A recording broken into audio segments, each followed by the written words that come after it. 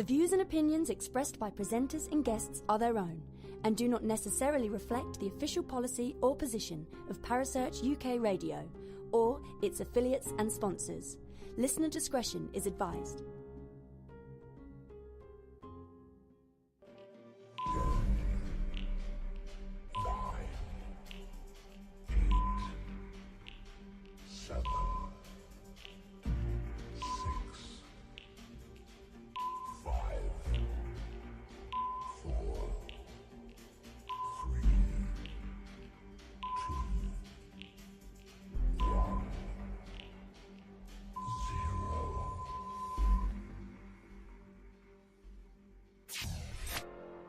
You're listening to Paranormal Concept right here on Parasearch UK Radio with your host, Paul Rook.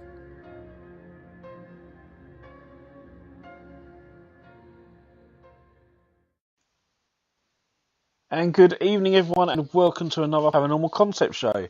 Hi, it's Paul Rook, and as always, I'm joined by Kerry Greenaway. Hello, Kerry. Hello, darling. How are you? I'm good. How are you? How are you been?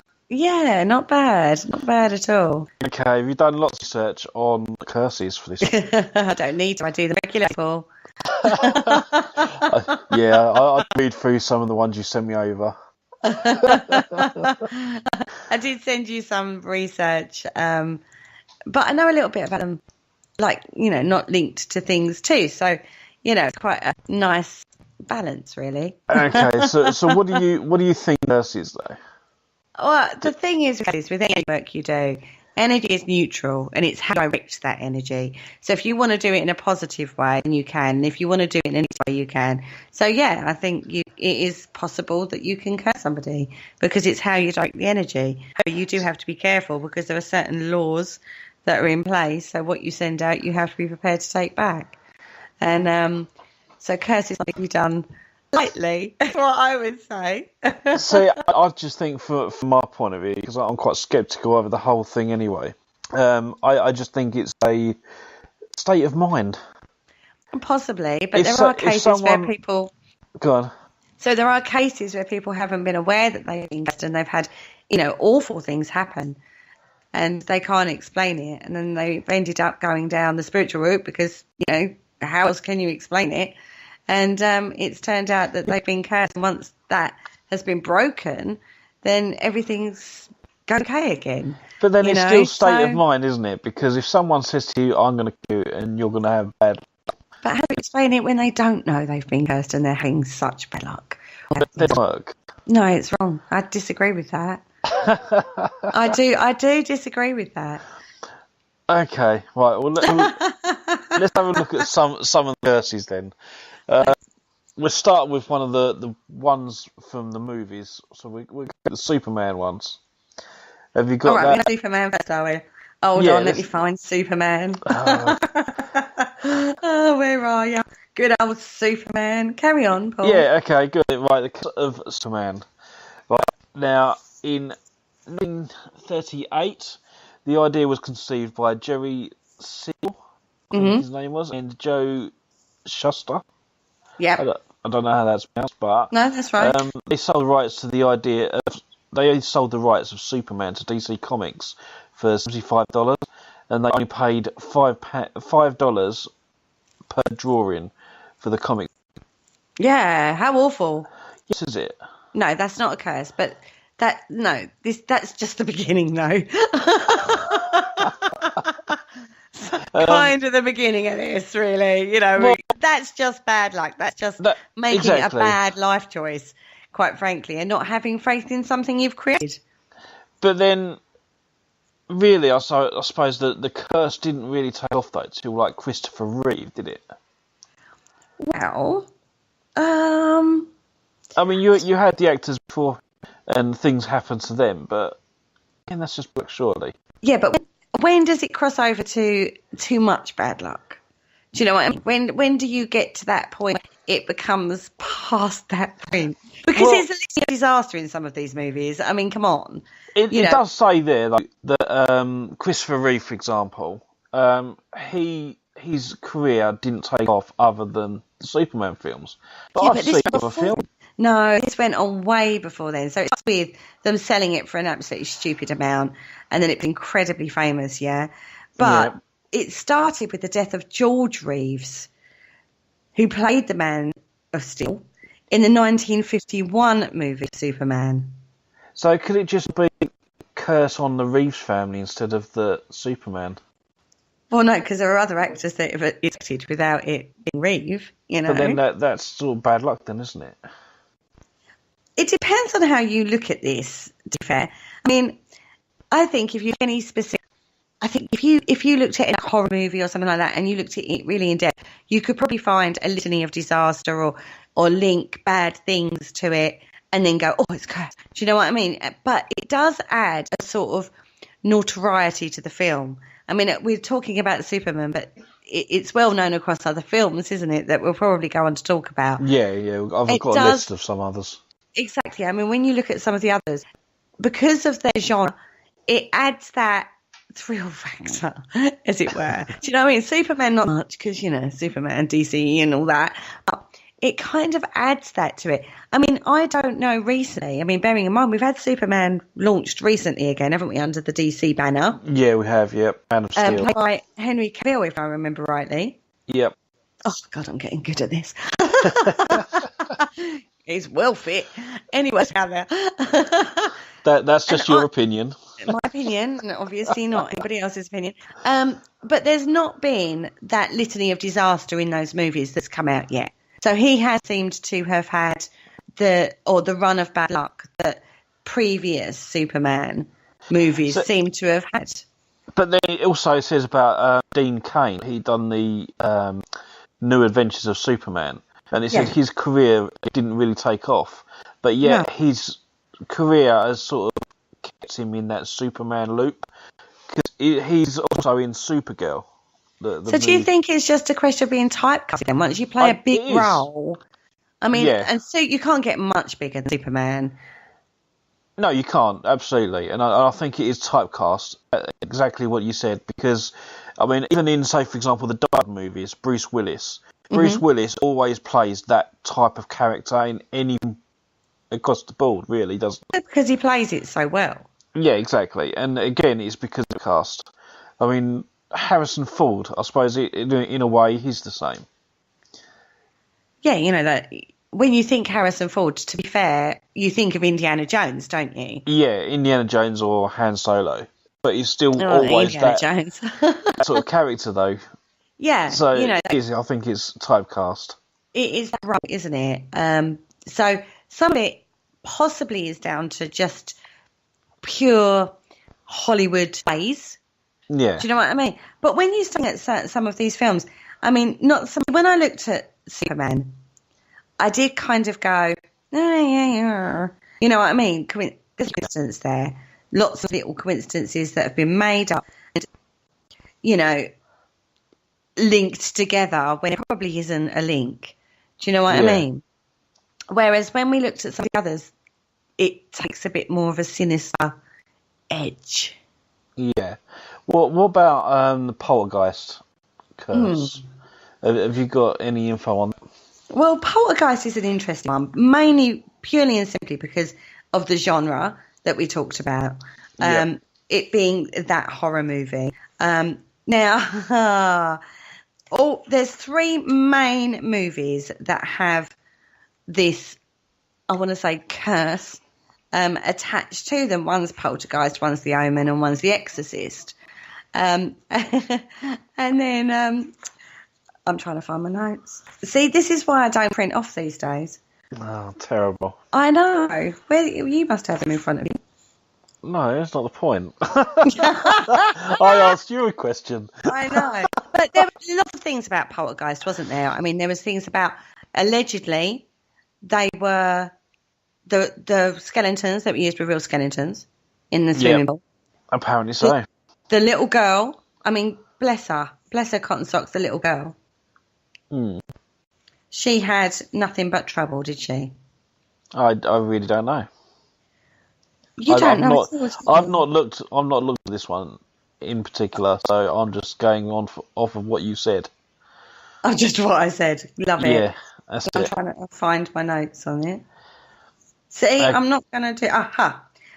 Now, yeah, I mean, when you look at this, months after the release of the first film, a star was murdered. Now, it was released in June of 1982, and then in November of that year, 22-year-old Dominique Dune was actually murdered. I mean, crazy. When you start looking at the Poltergeist instance, I mean, it is absolutely weird. It's weird. Some of these films, it is a little weird. Yeah, but then people get murdered all the time. Yeah, they do. And so that's just a coincidence. That's true, but she is linked. I mean, it is strange. I have to say, it is strange when you start looking at it. There is where does it become a coincidence? Because you are filming a horror movie. At the end of the day, you are filming a horror movie. There is going to be crap that happens. Yeah. You know, but then when you start getting rumours around like the pop-up skeletons in the swimming pool was supposed to be like not real, but they ended up using real ones. You know, when you start looking at deaths that occurred in regards to, you know, characters in the movie. But then how much of this is just hearsay and myth surrounding the film anyway? I don't know. Because some of it could just be a myth started to try and sell more copies. Well, this is true. I mean, particularly when you start looking at number 2, Poltergeist number 2, yeah. You know, there was an Indian guy. Yeah. Wasn't there in number 2? Will Sampson. Now, he went in one evening onto the set by himself because so many weird things were happening, allegedly. But they don't state overly what those were. And he actually did an alleged exorcism late at night. But because he did it on his own, he may not have done. He could have just gone to the bar and then said, hey, I did this last night. You know, you don't know, do you? But apparently the rest of the cast actually felt quite relieved. But, like, look at the subject matter and what they're filming. Yeah. That's the point I want to make. Isn't that just a case of him putting their minds at rest? Well, if you was going through a filming process and everyone freaked out, and it's one way. Well, yeah, it's one way of putting people's minds at rest and sort of saying, look, I've the curse to rest, I've sized the demon. Do you know what I mean? Yeah, and it not done anything, and just that on its own has put their mind at rest. Exactly. So it could just purely and simply have been a psychological thing that happened. But, you know, I mean, look, I think with Poltergeist, I think, you know, the pretty young girl. Yep. Carol Ann, beautiful child. Unfortunately, she was incredibly young when she died. Now, she died of a normal physical issue. She died of actually septic shock, which was caused by a misdiagnosed intestinal issue. And she was only 12, right? But this was several months before the release of Poltergeist 3. So when you get stuff like that, it's like, oh, it's the curse. No, that's a purely physical issue. And because she starred in a horror movie, you want to link it to the fact that she starred in that movie. No, the fact is she starred in that movie and unfortunately had a physical issue that caused her to die at such a young age. But when you start adding the cast were uneasy on the set, other things were happening, like they were using skeletons. That's going to freak you out if you're an actress. That's got to be for sure. You know, people were murdered. Again, probably completely normal. I say normal, not normal, but you know what I mean? It could have happened anyway. You know, somebody was on a flight. One of the guys was on a flight and it crashed and the team member survived. You know, all of these kind of things add up to the fact that it's almost like clumping them all together, all because the common factor was they starred in that movie. Yeah. And so, yes, it is a huge bunch of incidences that have been bunched together because they all starred in one movie. So therefore, that whole film must have been cursed. Now, with Poltergeist, I have to say, in regards to it being cursed, I don't think it was. I just think it's a bad lot of incidences. Bearing in mind, a film crew is not a small number of people. No, I mean, I think during that period of time as well, they would have had quite a lot of staff to deal with that big motion picture. Exactly. So yeah, out of like say even 100 people, you break it down. If you're filming a horror movie, it's an interesting case study actually. We should do this, right? Yeah. We film a horror movie. Out of the 100 people that are on that movie or involved in that movie, from behind the scenes to on-screen actors, and then you start saying, right, I want you to list all the bad things that happen. And then we could sort of like, you could then make a curse out of that. Oh my God, that's really unusual. And oh my God, that happened. Oh my God. You know what I mean? Yeah. That's a good idea. Who's going to volunteer? Yeah, who's going to volunteer for our horror movie? I mean, Richard Clements in the chat room says, was Jennifer Grey cursed after she starred in Dirty Dancing? She had a nose job and then her acting career plummeted. No, she was an absolute, from what I understand, allegedly, putting that out there, I don't want to upset any Hollywood stars, she was an absolute nightmare to work with, which is why nobody wanted to work with her afterwards. And she also got married to somebody who had a lot of money. So she lost the, what's the old expression? Eye of the tiger, as it were, for her acting career. Yeah. So that's what happened with Jennifer Grey. And then Jennifer Doyle said, do you class the bad luck of walking under a ladder as a curse? No, that's just a superstition. And the reason that is because you walk under a ladder and someone drops something off the top of it, it might land on you.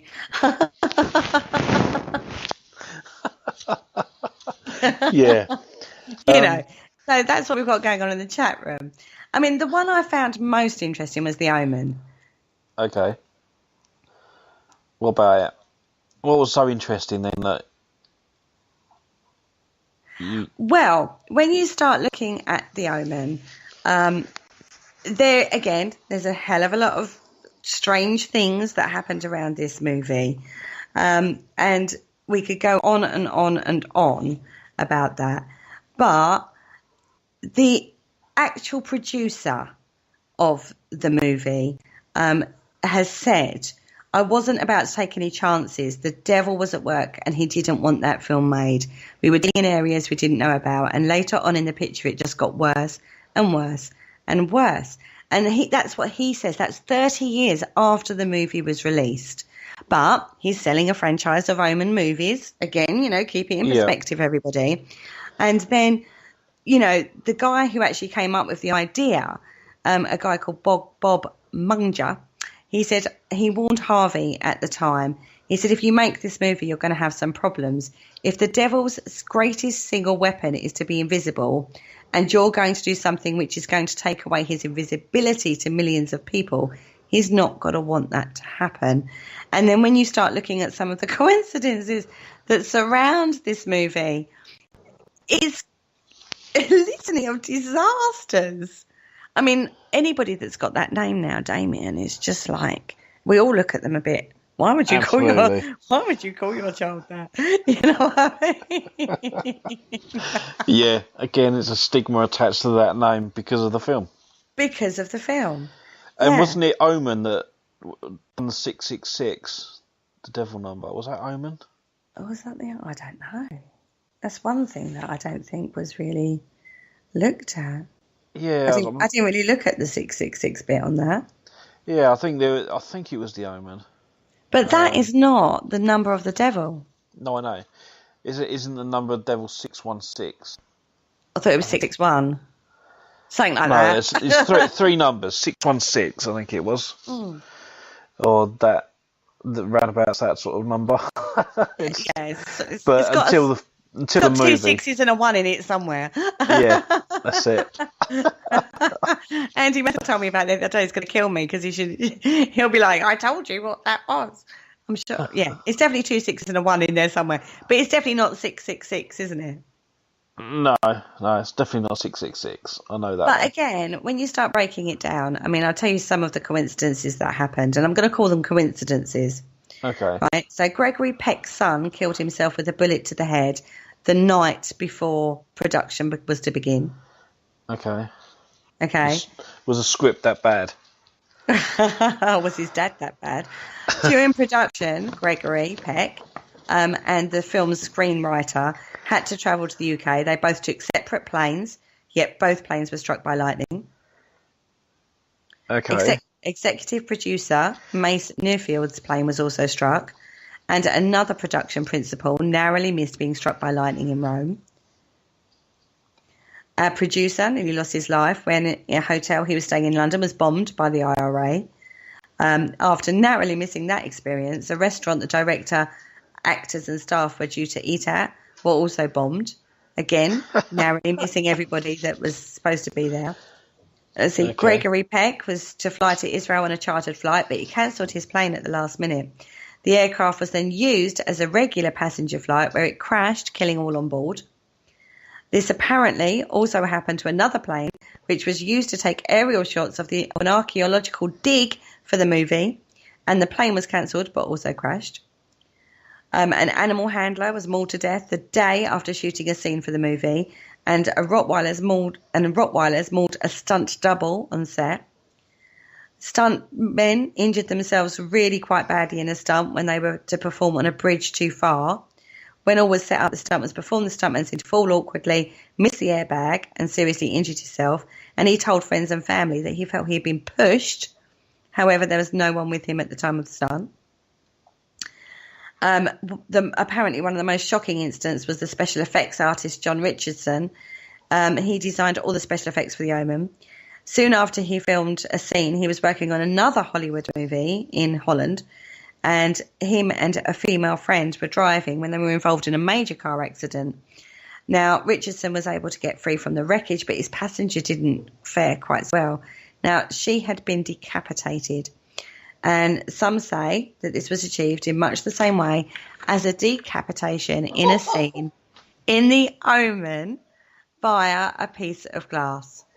Now, when he looked up at the scene, the bike trail allegedly read Omen 66.6 kilometres. Yeah. And Omen is, in fact, the name of a city in the Netherlands. So that's quite a lot of bad crap that's happening. But then there's also some good luck in that as well, because people escaped. Yeah. Yeah, I mean, the guy cancelled his flight and then the plane crashed. Yeah. Well, that's not a curse connected to the film then. Yeah, exactly. You can kind of sort of like look at it in two ways, can't you? But again, is it just taking something and linking it because they were all involved in a horror movie? I think he just had a lucky escape that that plane crashed after him cancelling the flight sort of thing. So I don't think that's bad luck. I think that's quite good luck, really. He was lucky. He could have been on that plane, then it would have been a curse. But you can see how the fear factor sort of builds up around a particular movie. Yeah, exactly. But what other films have we gone through then? We've got The Exorcist. You've done The Exorcist as well, haven't you? Is there any similarities? Is there any similarities in, like, say, for example, The Omen, Exorcist, in what happened? Well, again, a famous, very famous movie, scared the absolutely bejesus out of people when they went to the cinema. I mean, I remember back in the day, people were like leaving the cinema screaming and carrying on about The Exorcist because it was supposed to be so bad. I mean, you watch it now, obviously, hindsight's a wonderful thing, isn't it, with movies? Because you go, it is, indeed. And it has been probably the most parodied scene with the green pea. Yes. It's the most parodied kind of scene going. But back in the day, it really, really was quite a big impact on people's psychology. But again, many tragedies, injuries and deaths occurred during filming and post-production. Now, Jack McGowan, who played Burke Dennings, died at the age of 55 a short time before the film was released. But his character also died in The Exorcist. But, you know, Yeah. again, you can say coincidence to a lot of things. 2 other actors also died shortly after filming, as did several of the crew. Now, Ellen Burstyn herself, she was seriously injured during the shooting of the scene where she is thrown from the bed by Reagan. As she was thrown back, she landed on her coccyx, causing severe and permanent injury to her spine. Now, the resulting scream from that take was actually used in the final film. That's quite scary. Now, the actor, realist, who played Father Karras, Jason Miller. Now, he was eating his lunch and reading some lines for the day's scenes. As you do, you know, he was approached by a Jesuit priest. Now, the priest handed him a medallion of the Blessed Virgin and told Miller, reveal the devil for the trickster that he is. He will seek retribution against you, or he will even try to stop what you are trying to do to unmask him. Now, that is almost like a parallel to what was said regarding the Exorcist movie. You know, the devil's going to try and stop you if you try and unmask him or remove his invisibility. Well, you mean the Omen movie, because we're talking about the Exorcist now, the Omen, because we're talking about Yeah. you know what I mean. Now, apparently, poltergeist activity happened on the set. Objects moved about of their own accord on occasion. A telephone that was used to communicate between the set and the production house would rise off the hook on its own before falling on the floor. And, you know, all of these things build up, don't they? This is the thing. Yeah, do you think it's like a mass hysteria thing? I wonder, I mean, you've got the mass hysteria thing, but what about where the productions were made? Would they be in the same studio, do you reckon? Because the studio could be haunted itself. Possibly, I don't know. I'd have to look into that. Where was The Omen filmed and where was The Exorcist filmed? That might be worth looking into, because if it was haunted, then things are going to happen on both sets, aren't they? Yeah, regardless of what film it is. Exactly. It would actually be really interesting to find out, wouldn't it, whether they were filmed on the same set and other films that were filmed on the set, and if they've had any problems. Yeah, so you can get on that one. I'll let you. Thanks. I'll go away and quickly do a bit of Googling on that one, shall I?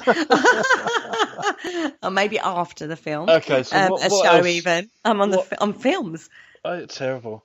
Oh. So what else happened for The Exorcist? Well, again, an exorcism was allegedly performed on set with so many odd happenings taking place.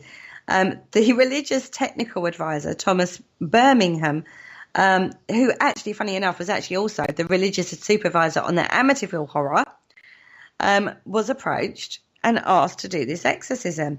He said no, it would only increase anxiety and add to the continued speculation of the curse. However, get this one, this is a little strange. The following day after that happened, allegedly, because timelines are all sometimes a little bit skew-if, as we know, the set burned to the ground, and then Birmingham relented and blessed the set, the cast, and the crew. Now, the cause of the fire is still unknown. Now, that was me hitting my mic, Alan, just putting that out there. He's saying, has somebody farted? No, that was me hitting my mic with my pointy finger. Now, the editing and the post-production was allegedly at 666 Fifth Avenue in New York. However, nothing weird happened there. Okay, so that may be where the 666 thing comes from. Possibly, yeah. But again, you know, when it was released, many theatres were panic-stricken. People were panic-stricken. I remember visiting Buckhurst Abbey in, I think it's down in Somerset Way, Dorset, Somerset Way, that way. And they had a leaflet on this film saying, don't watch it. It's, you know, it's devil personified. You will be possessed by the demons and all this real religious stuff, you know, hard stuff. And I remember that. And I was probably only like young. Well, I was young at the time. They did actually have the film banned at one stage, didn't they? Yeah, because it was so bad. Yeah. But then they released it and said, no, we were talking rubbish, so we'll release it now. Yeah. Yeah. And as I say, when you watch it now, in today, I mean, you look at the CGI. Can you imagine if they made a film like that now? It'd be awful, wouldn't it? It probably like, wouldn't have the impact. no, I think a lot of people probably laugh at it, but Do you think we've become desensitized then? Over yeah, the I do. years? I do think that totally. So although things might have been a bit strange at the time, it was just sort of hyped up to promote the movie, as it were. Yeah, I think In- people can be a bit gullible. I think, and that's what they done. They just fed that gullibility. Well, it certainly got bums on seats in the cinema, didn't it? It did, didn't it? And Because when you think of the three, Poltergeist, The Omen, The Exorcist, who, I mean, I would say they're all like everybody's pretty much seen them. yeah. Even me, who doesn't watch horrors, has seen those. Oh, well, there you go. So, I mean, even when you look at Evil Dead, not so much a curse surrounding that movie, but when you talk about hype, there was one particular scene in The Evil Dead where a tree was naughty with a lady, and that was hyped up. When you look at the whole movie, that was like a 30-second shot. Yeah. But that one scene was hyped up to effectively sell the movie. Well, it worked. Certainly did. Everyone's seen it. And look at the franchise that's come off the back of that, even to this day. Yeah, indeed. What about the Amityville Horror? Did they have any issues with that one? I don't know, actually. Did they? I don't think they did. I don't remember any coming out about that. Yeah, it'd be interesting to find out. I mean, the whole Amityville thing is, oh God, didn't they? I mean, was it a horror? Did that actually happen? Was it just what had happened previously in that house? I don't know. I really don't know. I mean, I looked into it previously for a show, but I don't think that it had the curse factor that those three, the three we've looked at. Yeah. It is sort of like if you was to say to somebody which movies have got curses on them, Superman, I think, is a well-known one, allegedly. Yeah. Poltergeist, The Omen, and The Exorcist. The Amityville doesn't really come into it. But when you start looking at the Amityville case in itself, I mean, fascinating case in itself, which, with all the murders that happened pre. Yeah. And then the family move in, and there was supposed to be lots of... But then you've got Lorraine and Ed Warren involved, and oh, my God. And then it got Hollywoodized, and then there's monks and nuns involved, and you're like, really? No. Break it down. I mean, if you talk to Ali Jones, a friend of mine in America, she has extensively researched the Amityville horror situation. She's done an amazing job on the research of that. And when you look at it, the actual doesn't come into it at all. It is all about the case. So it doesn't have the same impact as some of the other films we've looked at today. So, no, I don't think that's so much of a curse. And some of it, I think, is possibly psychosomatic from the murders that were pre-family living there. And Hollywood does love to make something it isn't. You've only got to look at the Enfield haunting one that they did recently. What was that called? The Conjuring. The Conjuring.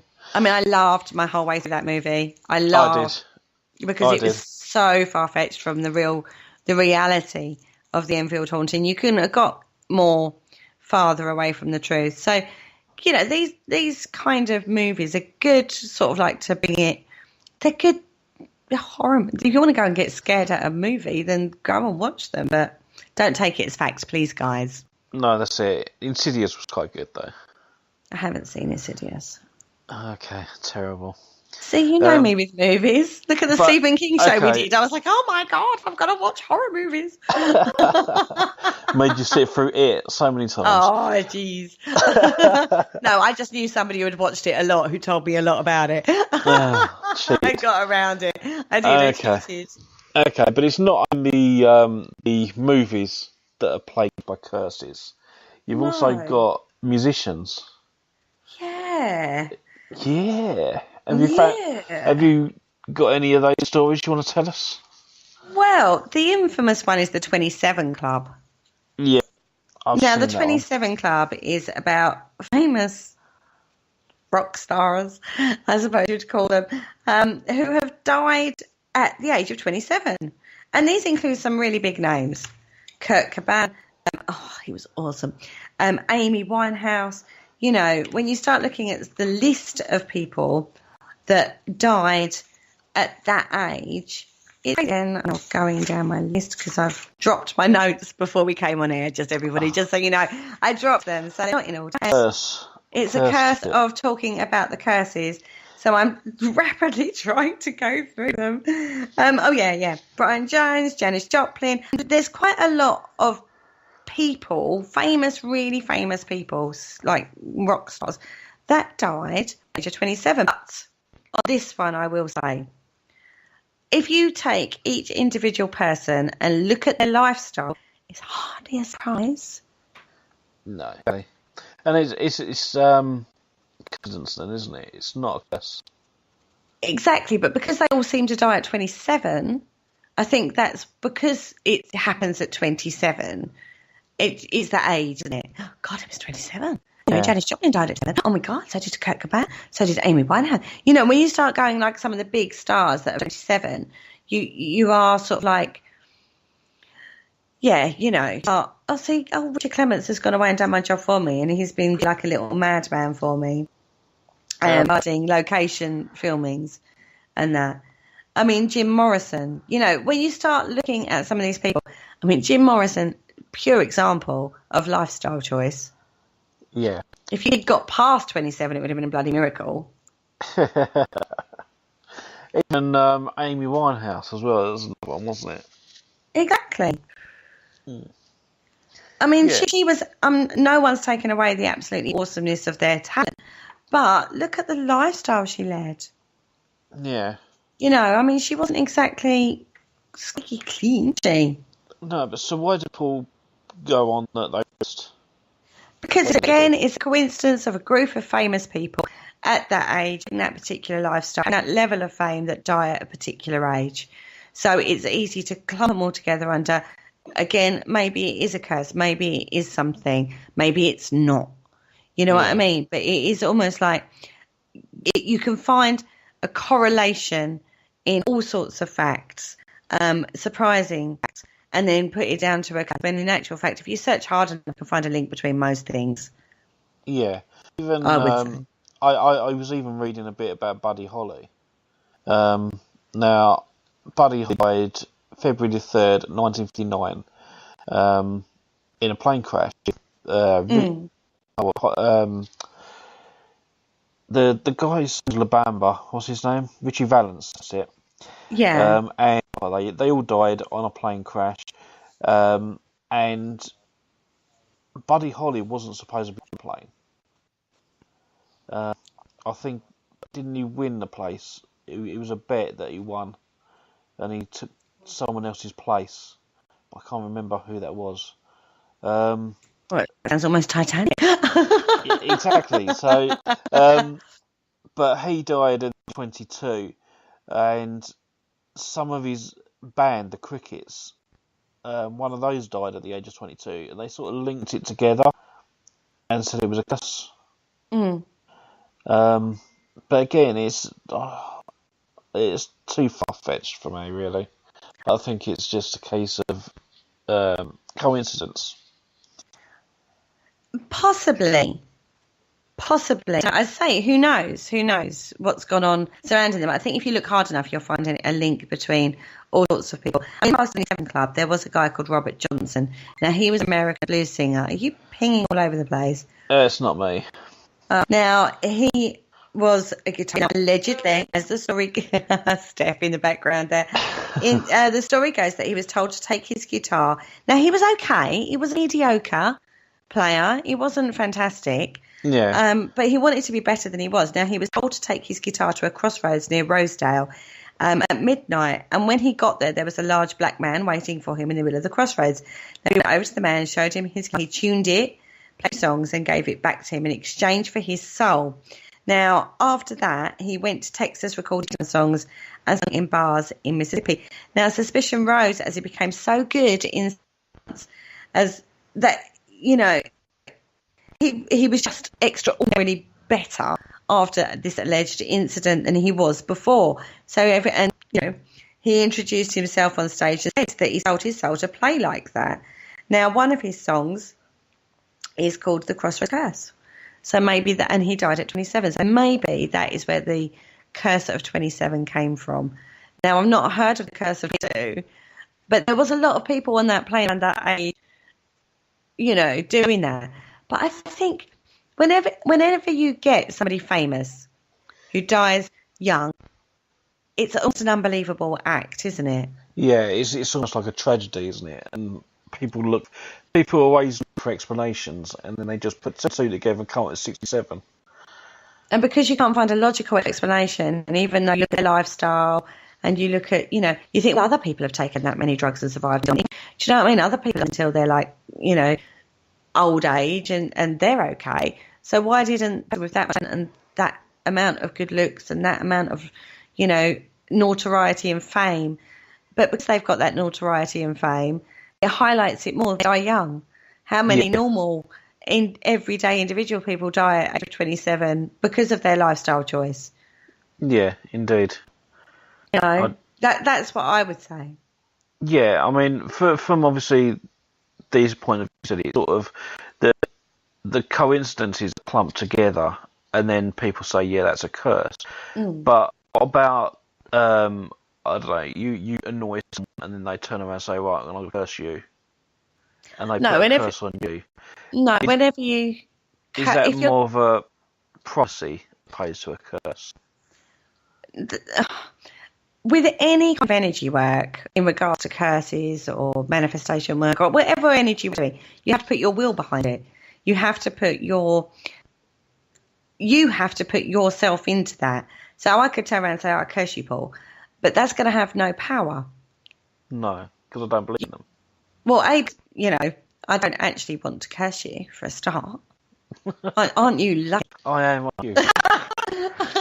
Or, so there's that. I mean, I still think that I'm reading this book at the moment. I told you about this off air. I'm reading a book called Poltergeist by Colin Wilson at the moment for a different reason. But he is looking at the whole phenomena of this.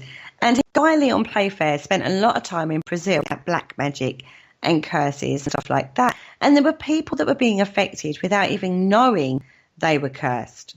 That went to a witch doctor, for want of a better word. There is a word for it. But, yeah. And they then went, oh, you're being cursed, you've been cursed, or, the evil has been put on you, and have broken that, and then things have got better. So how does a curse have power just because you don't believe in it?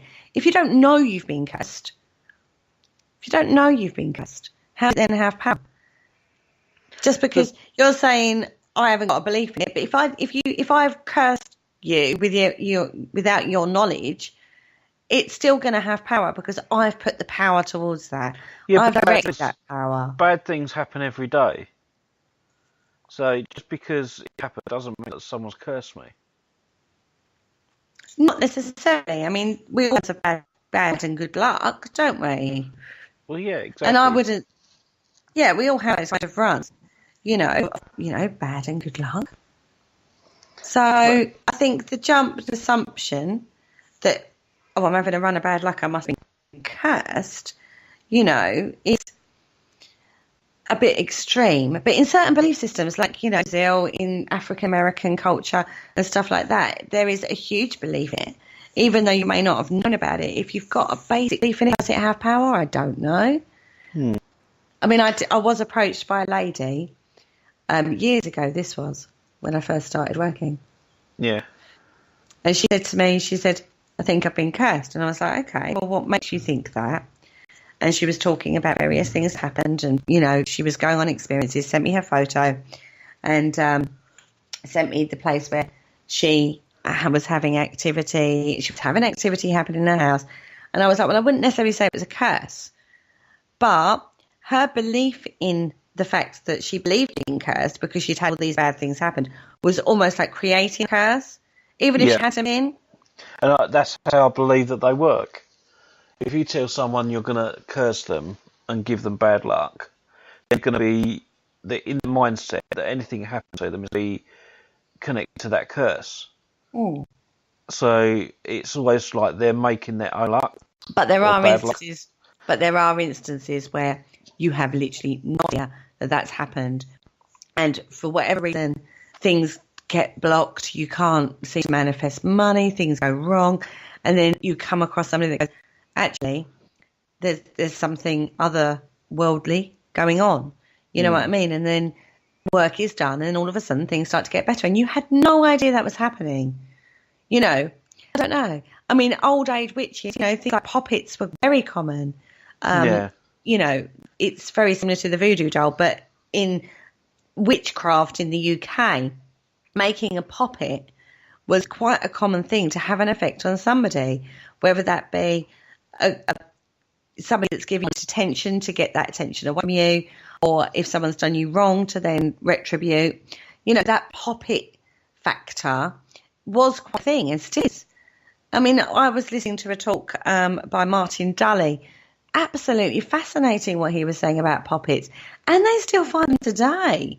Yeah, and I know it's quite popular. It is really popular. And, you know, when we think of like a doll or a made-up figure of a person with, you know, crosses and stuff on it, think voodoo.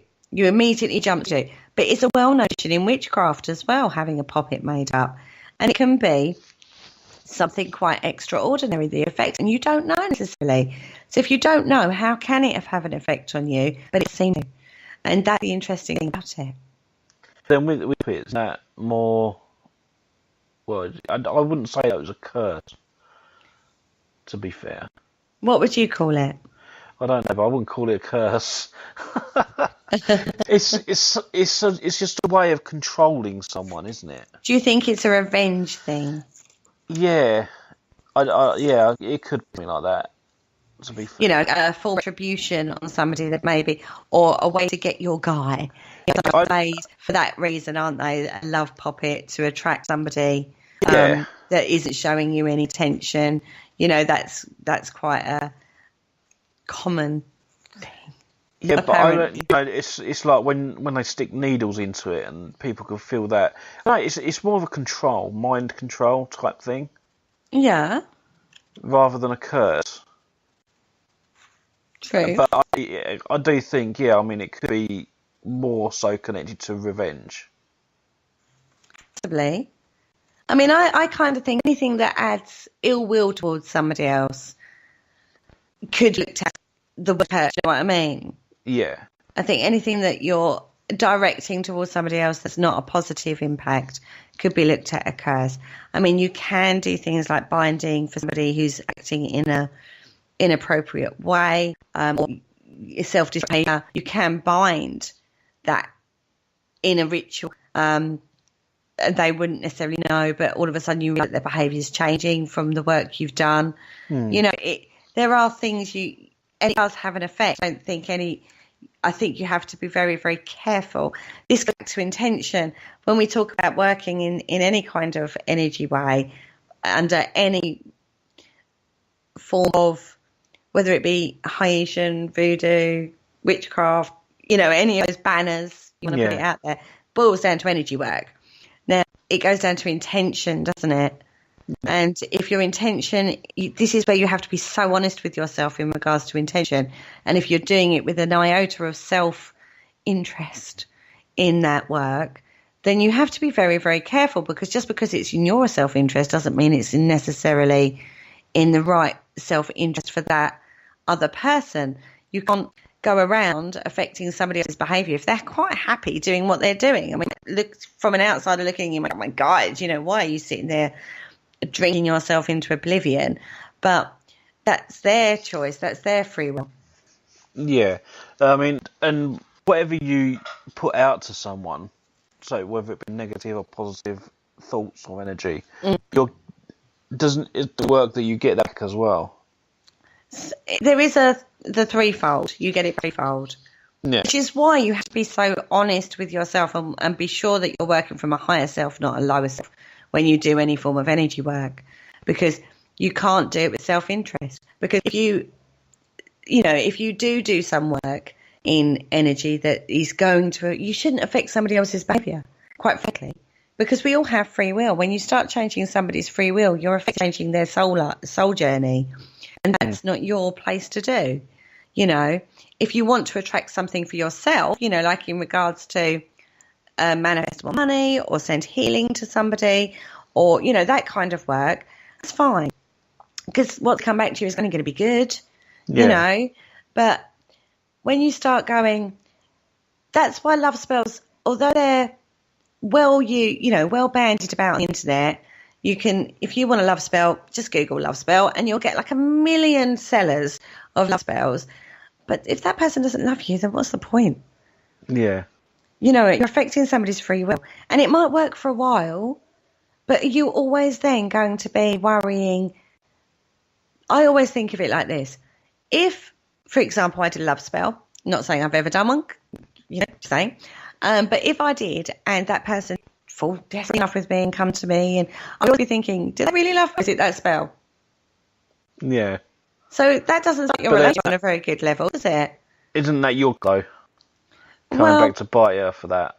Bite you on the ass. Yeah. That's not the best way to do it, is it? No.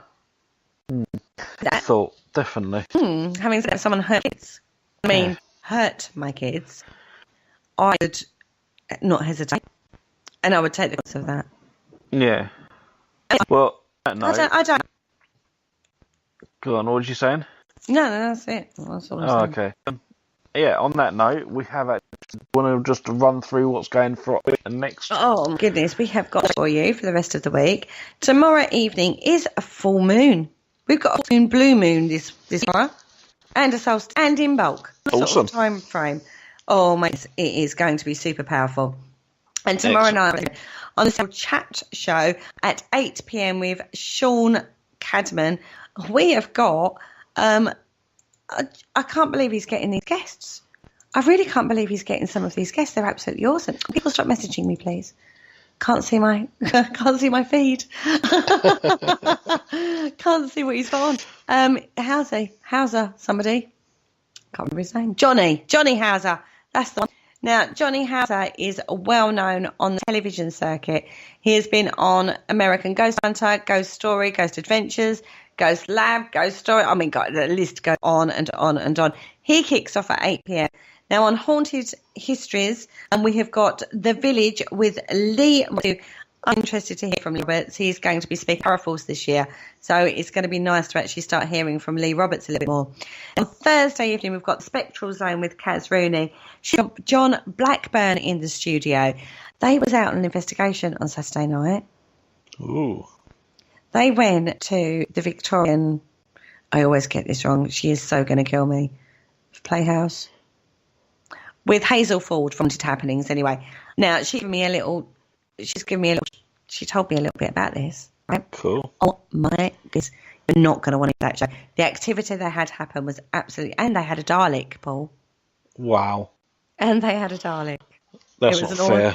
I know. Why weren't I invited? I know, right? Well, so, at least she can't claim she's from the TARDIS. I have. And twice as well. Well, that's happening on Thursday night at 9 p.m. Friday night on the Dark Mirror Show, we have got the Jedi studio with us. We've got Gary Waters and Karen McCready, who is the newest member of the team, and she's going to be telling us all about her training process and her lone vigils that they've already forced her to do, bless her cotton socks. On Sunday evening, we've got the Spirit Dimension, me, and Mr. Andy Mercer is going to be in the studio, and we're talking runes. We're continuing with our Northology, or whatever you want to call it. Anyway, we're talking runes because he's written a book on it, the clever little bunny that he is. and we're going to talk about runes, because I've got runes, but I never really use them. So he's going to be telling me all about runes. Excellent. That's And what we've got coming up. on next week's Paranormal Concept, what have we got for that one? I don't know. What have we got for that one? Because you keep changing it on me, babe. Are we doing Lost? I'll throw you the curveball out. Just throw it. Are we doing Lost City of Atlantis next week, or are we changing it? No, that's what we're doing. We're going to City of Atlantis next week. We're going to find. We are. We know where it is, don't we? We do. Yeah, we do indeed. It's lost no more. Exactly. So we just have to point the divers in the right position, and they'll be fine. Absolutely.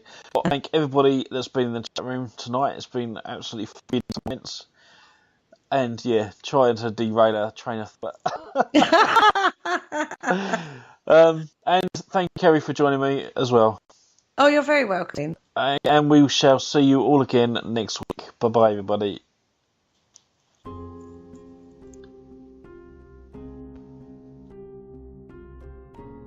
Thank you for listening. Don't forget to join us for more shows throughout the week. Find us on Facebook, Twitter, and the World Wide Web to keep up to date with all the shows right here on Parasearch Radio.